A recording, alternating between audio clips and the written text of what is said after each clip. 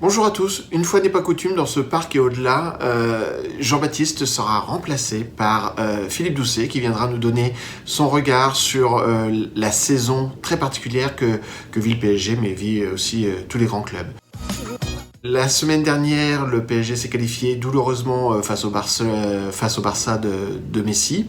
Une qualification qui s'est jouée à huis clos, donc un manque à gagner pour le club de à peu près 6 millions d'euros au niveau du public, au niveau des recettes VIP des loges.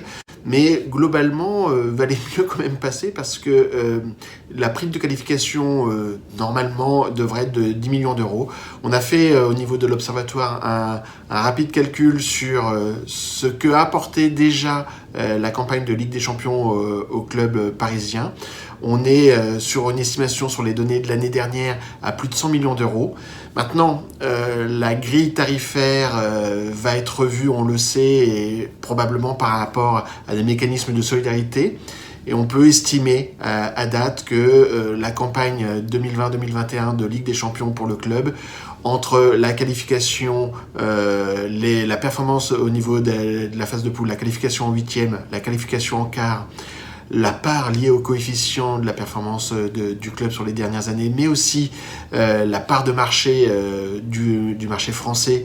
Gardons à l'esprit que le PSG est donc le seul représentant désormais français, et donc tout cela amène à une centaine de millions d'euros, soit aujourd'hui, si on fait une décote par sécurité de 5 à 10%, autour de 90 à 95 millions d'euros. Donc voilà pourquoi il était important, même si c'était douloureux, de se qualifier contre le Barça. Et puis maintenant, reste à savoir ce que sera le tirage en quart de finale et si le club peut aller encore plus loin au niveau de ses recettes. En tout cas, sportivement, il faudra qu'il se ressaisisse.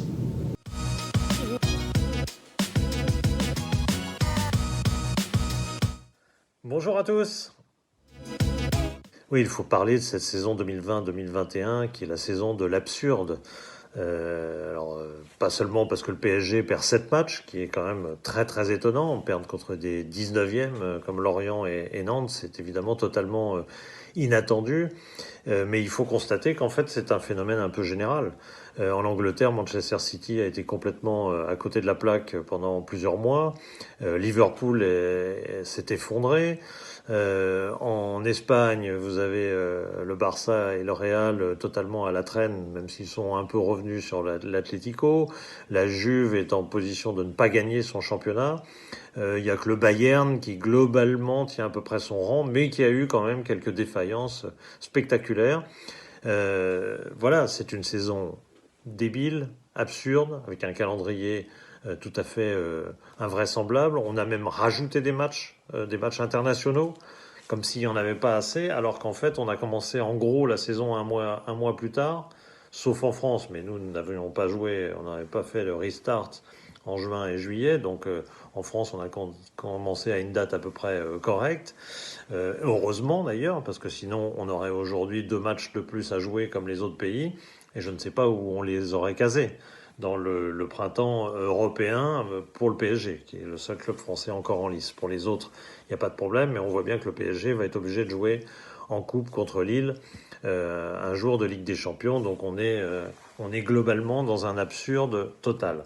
Et du coup, on va avoir sans doute des palmarès surprenants. Le PSG peut ne pas être champion de France, qui est quand même assez déroutant.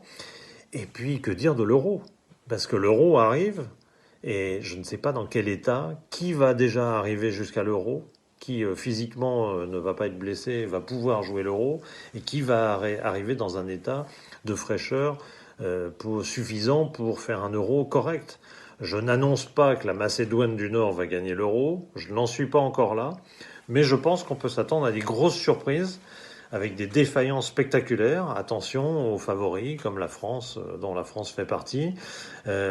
Attention à l'inverse, à des nations qu'on pourrait considérer comme un peu secondaires, des Suisses, des Républiques tchèques, des Turquies, etc. Mais avec peut-être des joueurs qui auront moins joué, qui auront moins tiré sur la corde, qui auront moins été au bout en Ligue des Champions et autres, et qui seront capables de faire un bon euro et de renverser la table. Pourquoi pas ?